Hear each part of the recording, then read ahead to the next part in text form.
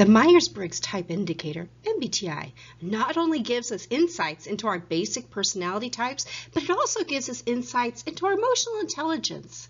You know, our relationship within our personality. So be sure to watch the videos on interpersonal and intrapersonal factors as related to emotional intelligence. This is going to aid you in developing aspects within this intelligence.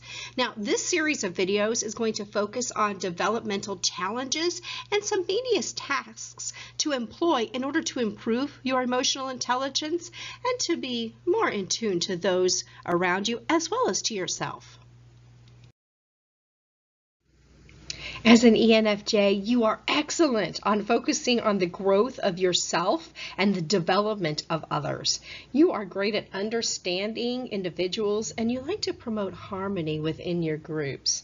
And within this interpersonal arena, you have a natural inclination to be very innovative, and you're going to find innovative alternatives to every situation. You tend to process information at a variety of different levels. So let's look at some things you might want to do to aid. You want to create methods to really review and verify your facts and your details.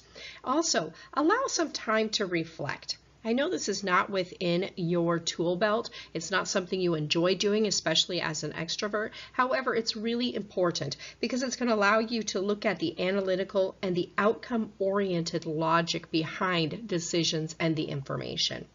Also, develop methods to really double check your perceptions within a situation. You may want to find somebody that you can use as a feedback, or maybe you want to simply write it down, record it, and then come back to it later and see if it really bleeds true. Looking at the interpersonal arena, this is your social arena, and you excel in this arena.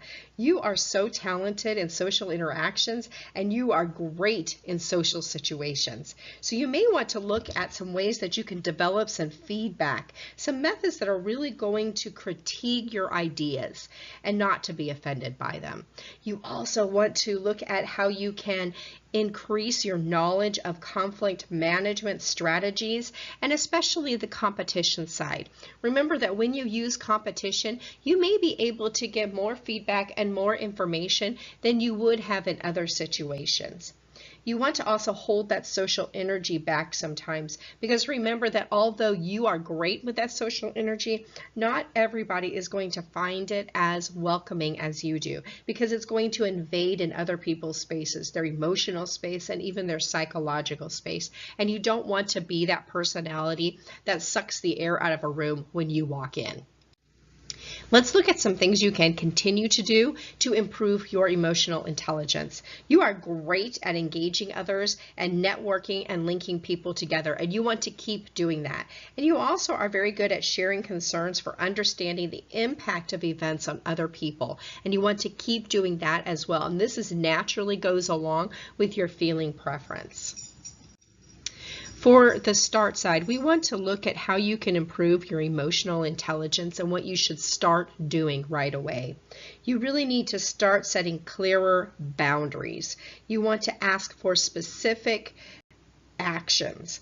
Now, you are already very warm and supportive, and you're a great spokesperson for core values and especially ideals within an organization.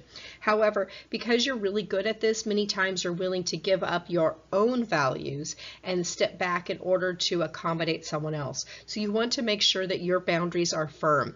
Don't be wishy-washy, and don't let them step into and take over your important information, your values. You also want to look for more factual and concrete information to support your decisions. Next, let's look at what we can do to stop. These are things to stop doing immediately to improve your emotional intelligence. First, you really do want to quit assuming that conflict is bad. Conflict is not always bad. It can be a good thing because it's going to challenge you and be able to look at you and aid you in something that you're doing.